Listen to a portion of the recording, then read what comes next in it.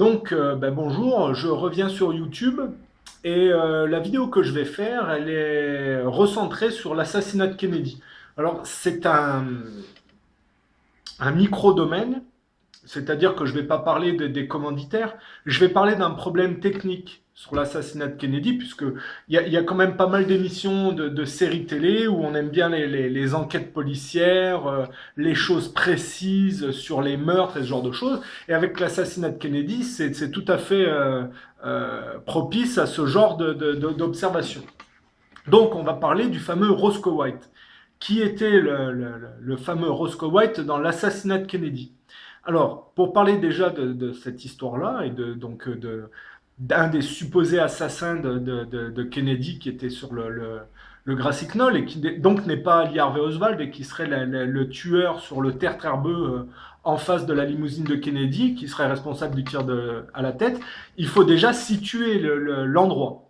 Alors, pour l'assassinat de Kennedy, vous avez le Dealey Plaza où s'est passé le drame.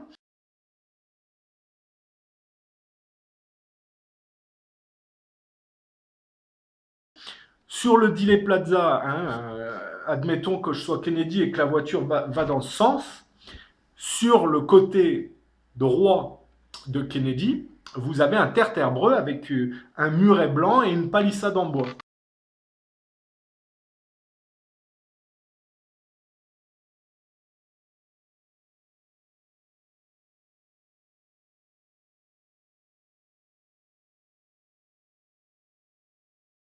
Alors, et c'est de cet endroit, de la palissade en bois, que de nombreux témoins ont parlé d'une personne qui aurait tiré un coup de feu.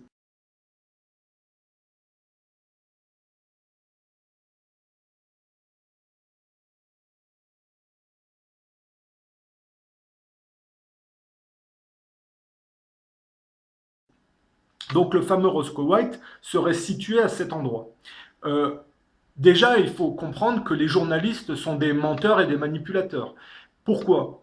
Parce que quand il y a un coup d'État qui a lieu, c'est les gens qui prennent le pouvoir qui décident de qui peut travailler ou pas dans les organes médiatiques. Et donc, pour garder sa place, il faut jouer le jeu. Et on voit que là, en 1963, les journalistes n'avaient rien à envier à leurs collègues contemporains, puisqu'on a des films où on voit des gens courir après le tueur du terre-terre-breux. Ça veut dire que les gens ont vu un type tirer du terre-terre-breux.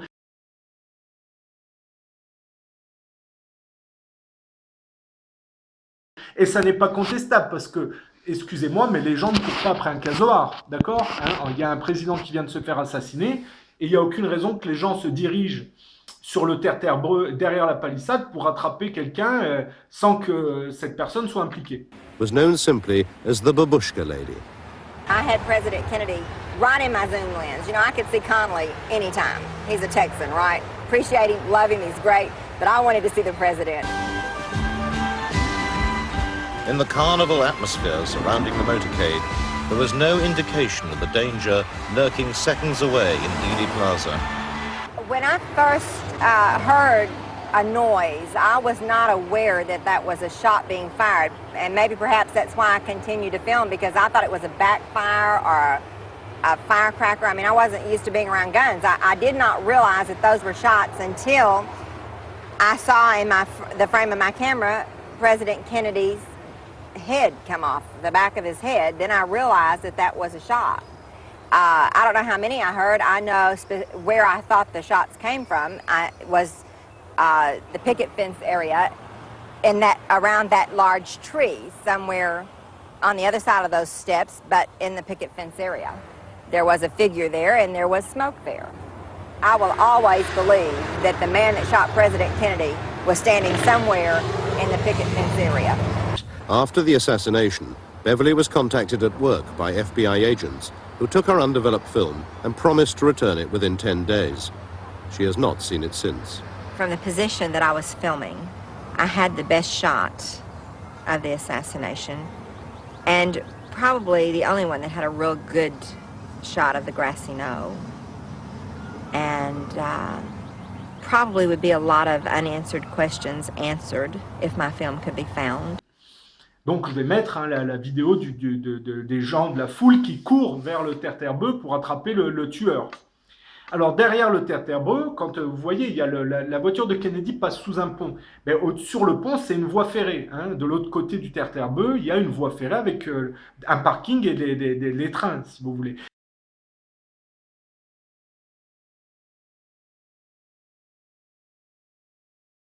Et on a un film qui montre la foule qui cherche au niveau des trains.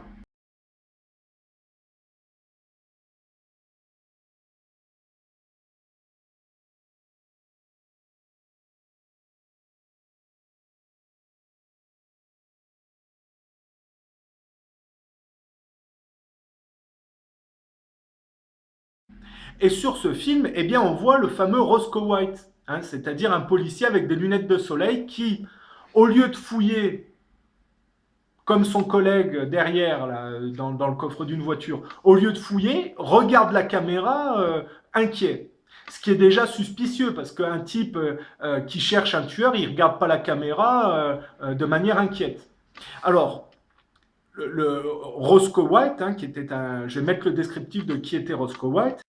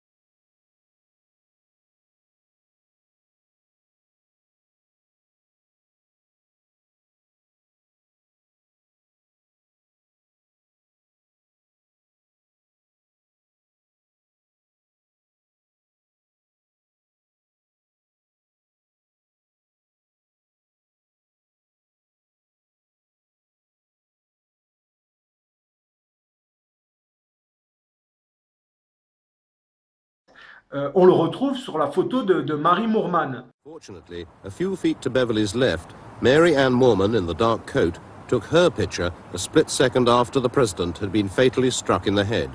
Although frequently examined by the FBI, her historic snapshot was too widely publicized to disappear.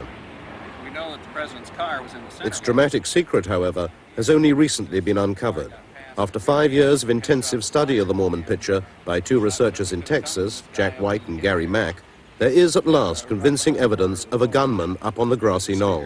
Is the guy that we call Badge Man, and it appears to me that from our study of it, his waist is right at the top of the wooden fence. Gary Mack was the first to isolate the image, now known as Badge Man. What I was looking at, to a lot of people, might have just been like looking at an ink blot or something. And all of a sudden, I started to see eyes and ears and forehead and hair.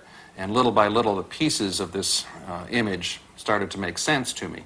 And that's when I first called Jack. And with his photographic work doing the blow-ups, we could see more and more and more detail. And at one point, we realized that this fellow was probably wearing a police uniform or some type of uniform that was close enough to what the Dallas police were wearing was, so that he could pass as a police officer.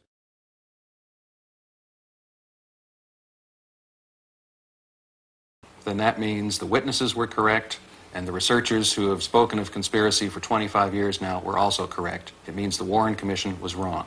There was a conspiracy. The question then is, who was involved? Alors, il y a en plus un témoignage qui vient corroborer l'implication de Roscoe White. And in 1963, Gordon Arnold was a 22-year-old serviceman, just out of training camp and en route to a posting in Alaska. This is his first film interview. On that particular morning, what happened was I came downtown and I thought there was going to be a parade. So what I did was I parked my vehicle back here in this parking lot, and I intentionally walked to this particular corner because I wanted to take pictures of the parade off of the railroad bridge. Well, this is about as far as I got, because what happened is when I got my leg to about this position, a man came around the corner off the bridge, had a suit on, and he turned around and he told me that I wasn't going to be there. And I guess I was younger and more spunky at that time, because I told him, you and who else is going to keep me off the bridge? And he pulled out an identification card and he said, I'm with the CIA. And I said, well, that's enough muscle. I'll leave. So I turned around and I brought my leg back over like this. I walked down the fence line here about halfway. And I was looking over the fence to see if I could get a good shot of the parade. And he come back up and he told me, he says, I told you to get out of this area. And I said, okay. So I walked the complete length of the fence, got around on the other side. That's when I started to line up my frame so that I could take the picture of the parade. I had been panning shots through here so that I could get whatever was going to come down the street. And I saw that it was the President of the United States. And as I was panning down this direction, just as I got to about this position, a shot come right past my left ear. And that meant it would have had to have come from this direction. And that's when I fell down. And to me, it seemed like a second shot was at least fired over my head. There's a bunch of report going on in this particular area at that time. And what happened was that while I was laying on the ground, it seemed like a gentleman came from this particular direction. And I thought it was a police officer because he had a uniform of a police officer. But he didn't wear a hat. And he had dirty hands. But it didn't really matter much at that time, because with him crying like he was, and with him shaking when he had the weapon in his hand, I think I'd have gave him almost anything except the camera, because that was my mother's. And literally what the man did was kick me and asked me if I was taking a picture. I told him that I was. And when I looked at the weapon, it was about that big around, and I decided I'd let him go ahead and have the film. I gave it to him, and then he went back off in this direction. I went off in this direction. And 3 days later, I was in Alaska. And I didn't come back to the United States for about 18 months. This colorized version of the Badgeman picture was shown to Gordon Arnold for the first time. He has always believed there was no proof of his presence on the knoll that day. Looks like a soldier in summer uniform with an overseas cap on. It looks like it would have been my uniform. And it looks like there's a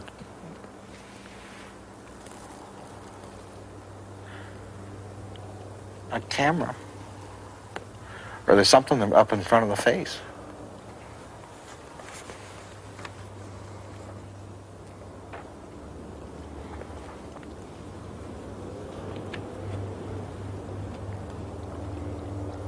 It looks like a white spot. If it's a flash, it would be like off of a muzzle flash. This looks like a police officer, because that would be the badge. That would be the arm emblem.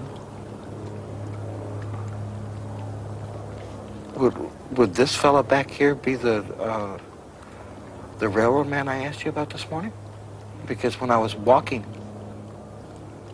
to the site, and I had never told anybody that I had, when we were out there filming, it reminded me that there was a railroad worker just standing out there by the railroad tracks. But it looks like somebody's taking a picture. Yeah, I couldn't figure out why would I be standing crooked until I flipped that up, and if that's a muzzle blast or flash,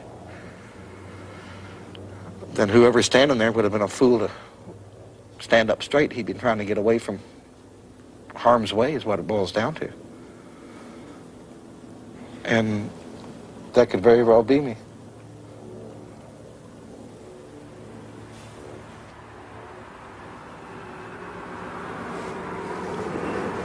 front of a gun. That would be the closest thing that I've ever... To be honest with you, the picture bothers me because if this is a true thing of what has occurred, then I could be the only one that saw the man. They killed the president. And to be honest with you, if I'd have known this,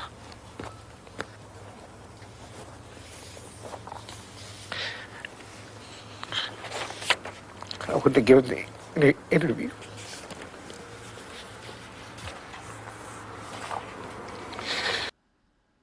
En plus, il y a un autre témoin qui lui voit aussi un policier, mais qui lui remet un chapeau. Donc il y a un problème. However, his story is confirmed by another eyewitness, Ed Hoffman, a deaf mute who is interviewed here for the first time. I'd gotten off work early because I had a dentist's appointment. I was traveling down the freeway here, and I remembered that President Kennedy was coming to visit Dallas. I parked my car here. I realized at this spot that I would be able to see Kennedy pass close by. I stood here and waited, and I was looking towards where he would be coming from. I suddenly saw two men who looked suspicious directly over there in the car park. 25 years ago, these trees did not obscure the view. From his position at the side of the freeway, Ed Hoffman could clearly see the car park area behind the grassy knoll. I saw a man standing here, wearing a black hat and a blue jacket. I saw a puff of smoke and I thought it was a cigarette, but it wasn't. He had a gun and he walked towards the railroad. He tossed the gun to the second man. Then he turned and straightened his jacket, adjusted his hat, and walked casually away.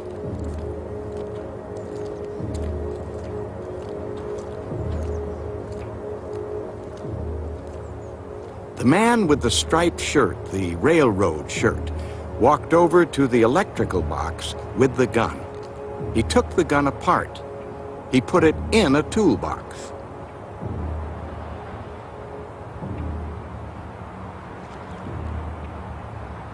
He then walked slowly away in the direction of the railroad track. When the motorcade passed by below me here, I realized that Kennedy had been shot. I was horrified. I saw a policeman standing on the railroad bridge, and I tried to get his attention, but he didn't see me. So I got in my car and drove to the area where I had seen the two men. But there were so many people there, and I couldn't find them. I went to the FBI to tell them what I had seen.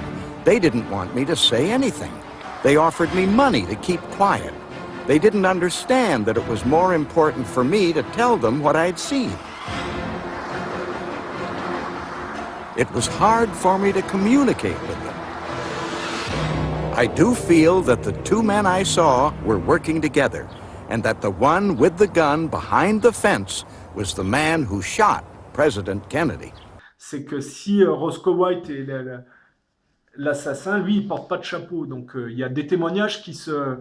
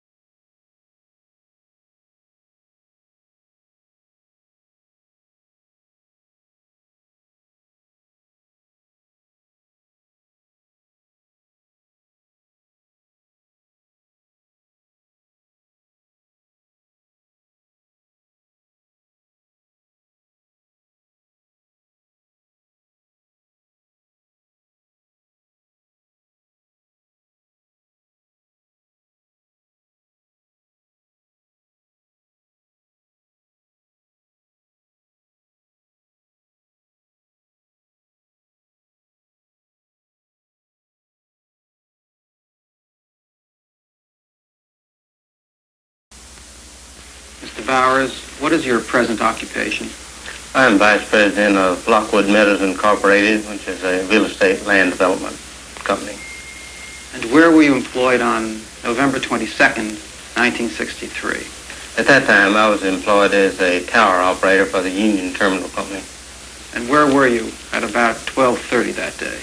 I was at the south end of the terminal of the tower building, rather looking down toward the terminal and observing the motorcade, as was everyone else in the area. Could you tell us what you heard and what you saw from about 12 noon until the time that the shots were fired?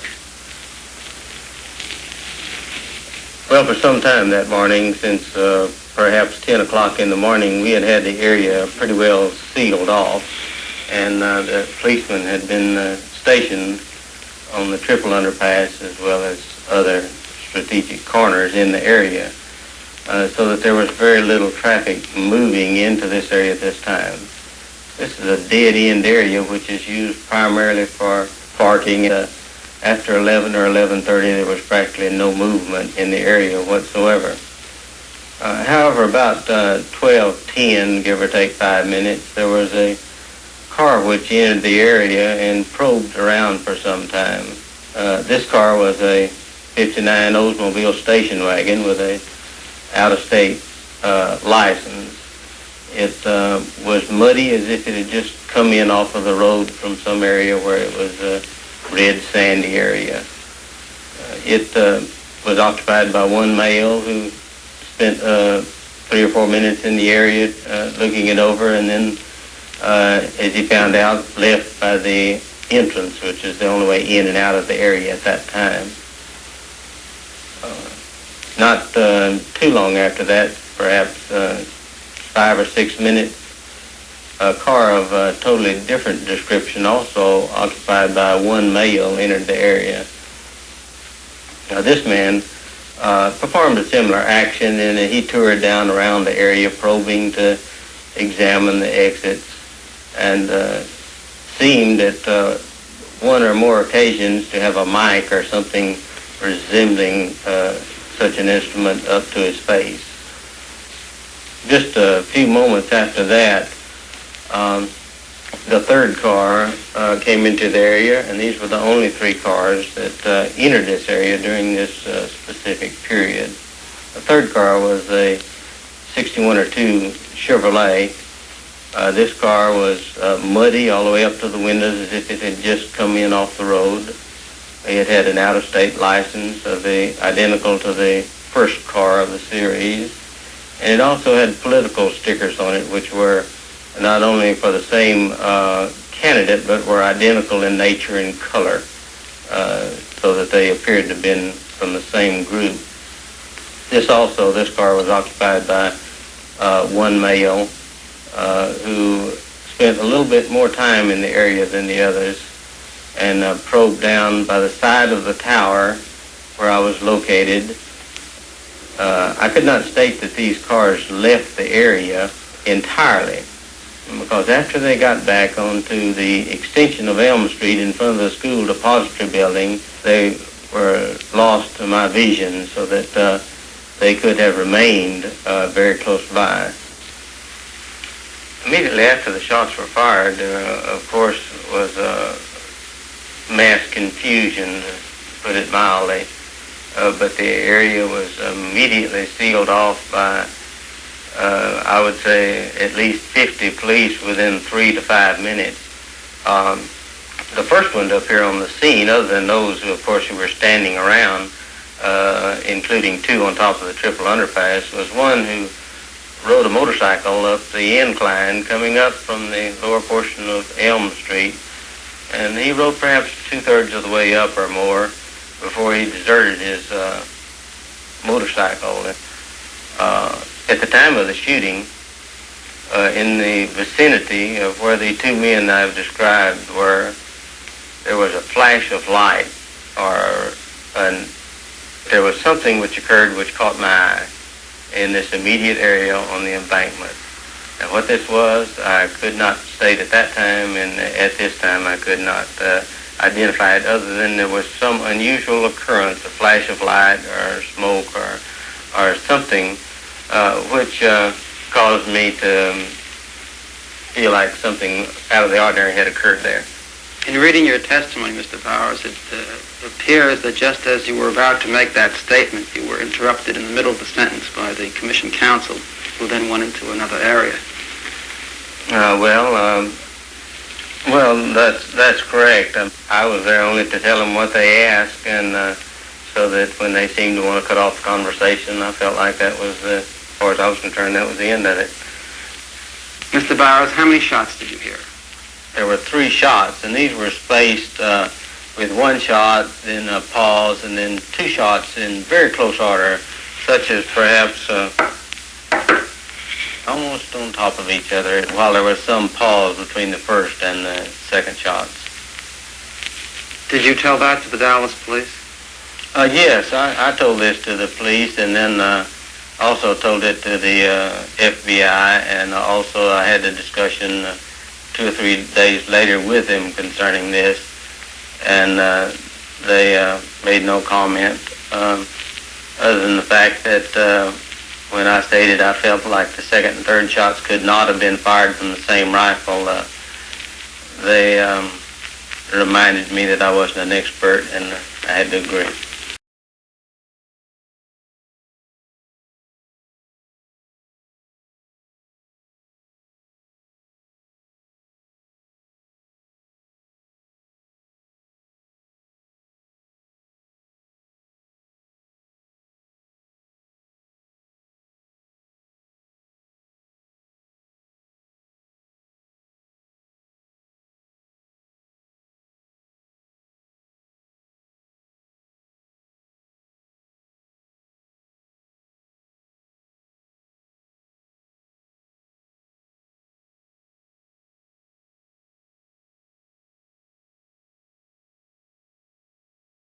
Quoi qu'il en soit, avec le témoignage des cheminots, on a la certitude qu'il y a bien un type qui a tiré du terre-terre-bœuf. Et la foule se dirige vers le terre-terre-bœuf et derrière vers la gare.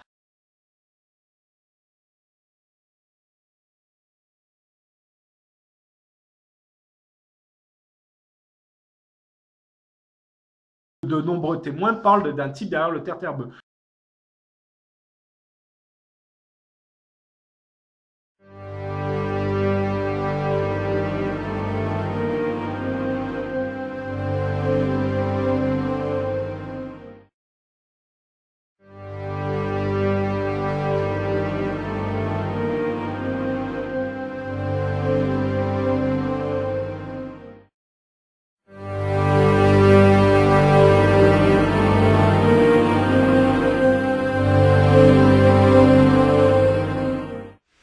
As the presidential limousine was rounding the curve on Elm Street, there was a loud explosion.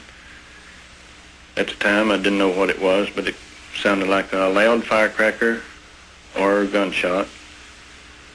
And it sounded like it came from the left and in front of us, towards the wooden fence.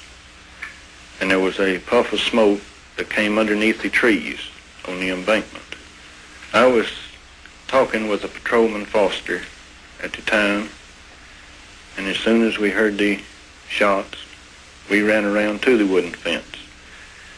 And when we got there, there was no one there, but there was footprints in the mud around the fence, and there was footprints on the wooden 2x4 railing on the fence. Were you questioned by the Dallas police on that day? Yes, I was. Did you give your name to the Dallas police? Yes, I did. Did you tell them what you've just told me? Yes, I did. Were you subsequently questioned by agents of the Federal Bureau of Investigation? About a month later, I was questioned by the FBI. Did you tell them what you told me and what you told the Dallas police? Yes, I did. Were you ever called as a witness by the Warren Commission? No, sir, I wasn't. Where were you on November 22nd, Mr. Dodd? I was standing on the underpass, Commerce Underpass in Dallas, Texas. Were you there alone? No, I was along with 3 friends of mine. Railroad men? Yeah, all railroad men. Mr. Holland was one of them.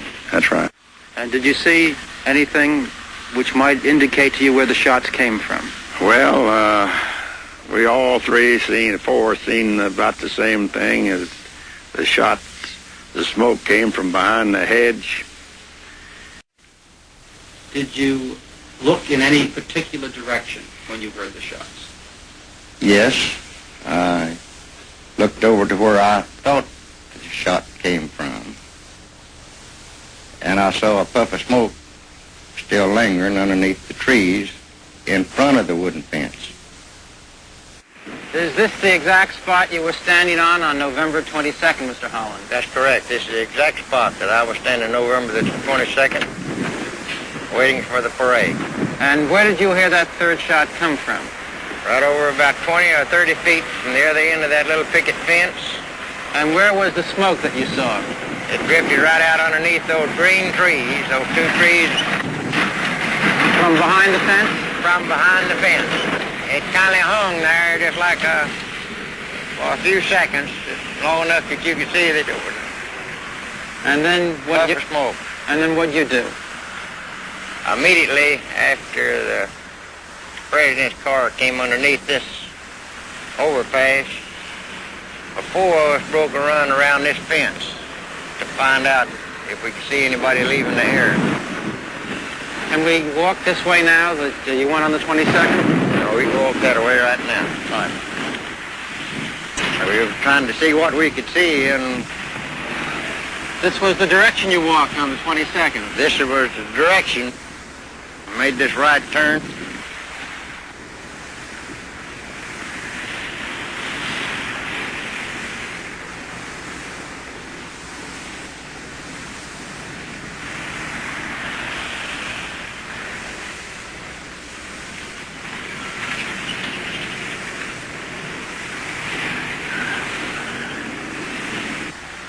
Jumped this steam line, this pipe.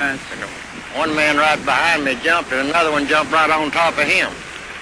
Fell on top of him? Fell on top of him. And were there more cars here on the 22nd than there are today? They were bumper to bumper. It's just a sea of cars. You couldn't hardly get through them. We were jumping over the bumpers, over the hood of the cars to work our way to the spot that we saw the smoke and heard the shot. And then we came up to the wooden fence. Mr. Holland, did you remain behind here for a while when the police officers were searching the area? Approximately 15 minutes before I had to go back to my office. There was about 40 or 50 people around here searching. And what did you find here? A lot of footprints behind this car, mud on the bumpers. And I looked around to see if I could find some empty shells or any evidence of a shot being fired and the bullet shell rejected from the gun. And this is where I saw the smoke from the third shot. The Warren Commission published just a very small portion of your testimony and used your testimony as proof that no shots could have come from behind the fence. Did they accurately and fairly use your testimony? They are wrong, because my testimony, and I made it very clear, that there was a fourth shot fired, and one of those shots came from behind that picket fence.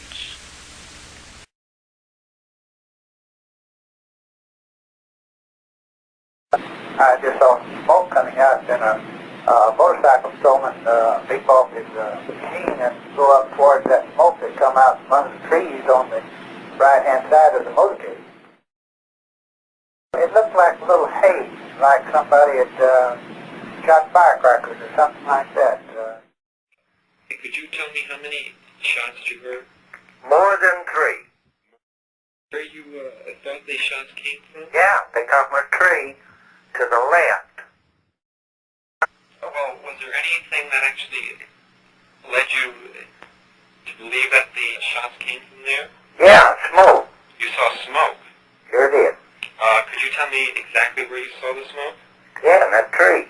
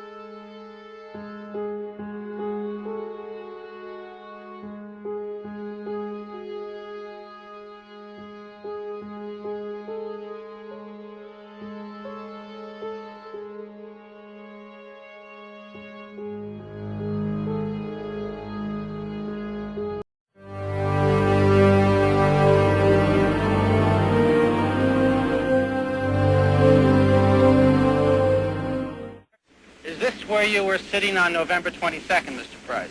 Yes, sir. Right here? Right here on this spot. And where did you think you heard the shots come from? From behind the overpass over there, triple overpass. That's where I thought the shots were coming from. And where did you see the man run? Over behind that wooden fence, past the cars, and over behind the Texas Depository building.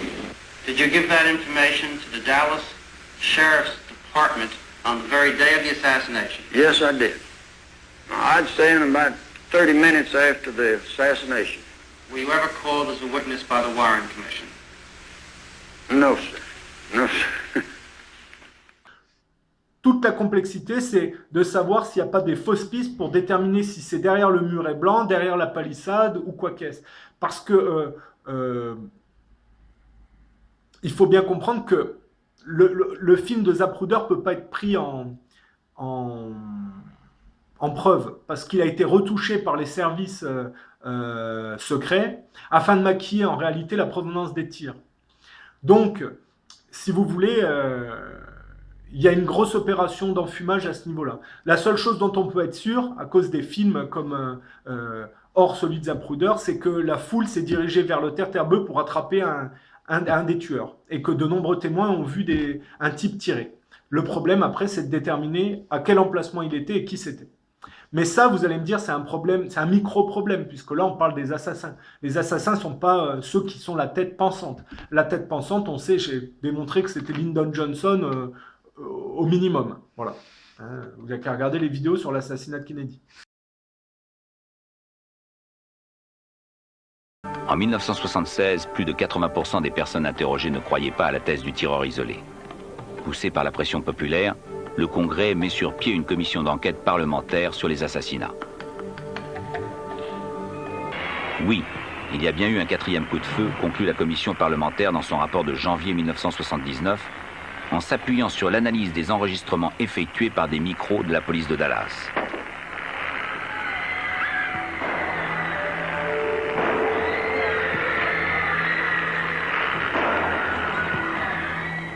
Grâce à un équipement acoustique sophistiqué, cette analyse a permis d'identifier la provenance du troisième des 4 coups de feu. Celui-ci est parti du monticule herbeux. Un autre tireur au moins a donc fait feu. La commission d'enquête parlementaire conclut qu'il y a probablement eu complot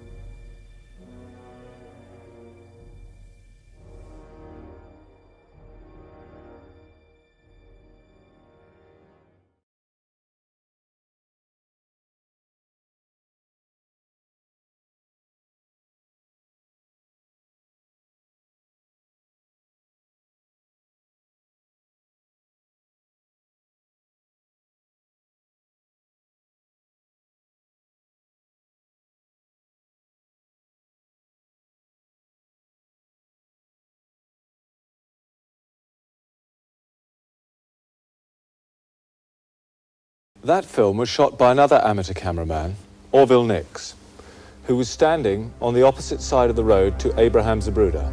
The remarkable thing about the Nix film is that without realizing it, he'd captured the gunman on camera. And it's only with the latest image-enhancing techniques that we can reveal the previously undetected contents of his film. Clearly, the presidential limousine is in the foreground, behind the grassy knoll on which Zabruda is standing. And to the left of the monument, at the top of the knoll, a figure apparently in a firing position, close to an estate car. Comparisons with another amateur film shot seconds after the assassination reveal that the man and the car have gone. In these crucial frames, Nix had captured the man who fired that second shot.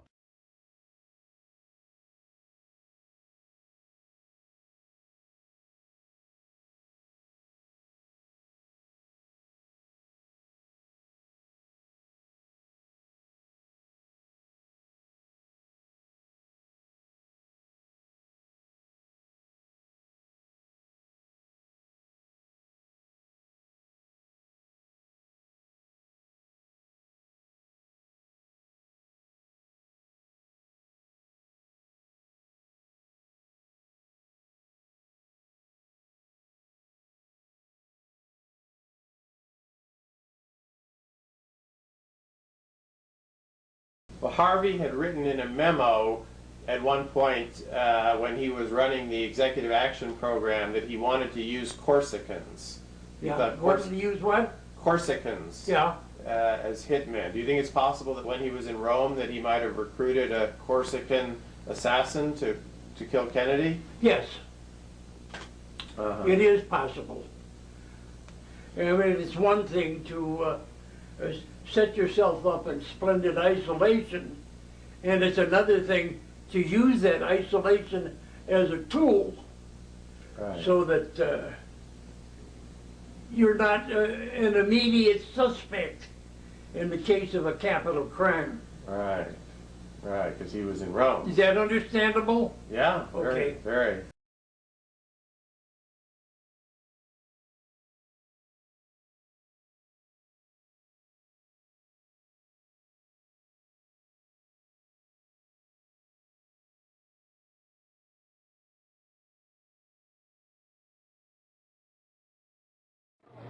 There is Lee Oswald. He's been shot. He's been shot. Lee Oswald has been shot. There's the man with a gun. It's absolute panic here in the basement of Dallas Police Headquarters.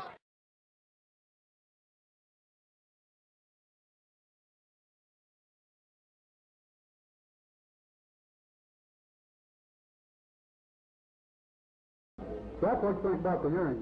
I want to correct what I stated before. He was vice president. Remember I said he was vice president? Yes, I did when I mentioned about Adlai Stevens. If he was vice president, there would never have been no assassination of our beloved President Kennedy. Would you explain again? Well, the answer is the man in office now.